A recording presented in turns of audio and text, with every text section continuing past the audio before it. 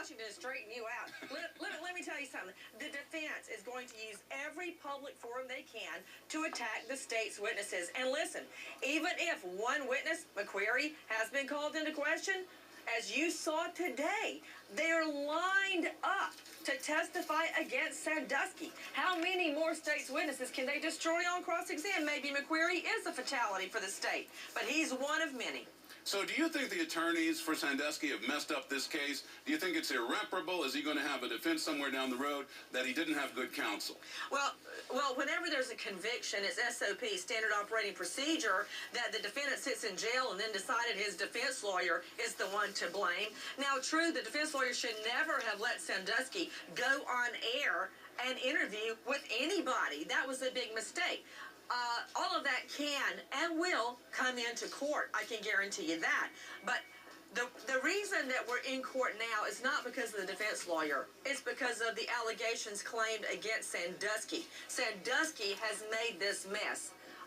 And he's the one that's going to have to answer up in court for it. And regarding a plea, as you wisely mentioned a few moments ago, it would likely be in Sandusky's best interest to enter a plea so all of this doesn't come out in open court.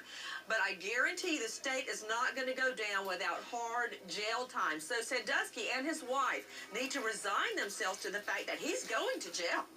So you do think his wife has real legal exposure at this point, and would you be advising her to get a lawyer if she hasn't already got one? No, I don't think she's got any real legal exposure.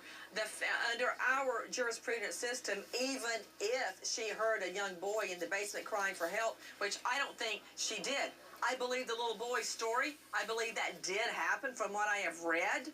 But I really do not believe that this woman, this good and kind-hearted woman, would have turned a deaf ear to a little boy calling out for help. I don't think that she heard those cries. I don't think she has any legal exposure, and I do not think she's going to be prosecuted. Of what? Of being a trusting and believing wife? You know, I don't think any jury in this country would find her guilty. Now, Sandusky's an entirely different matter. Nancy Grace, it is always a pleasure to talk to you, and I learn something every time I do. Thanks so much. See you again soon. Bye, friend.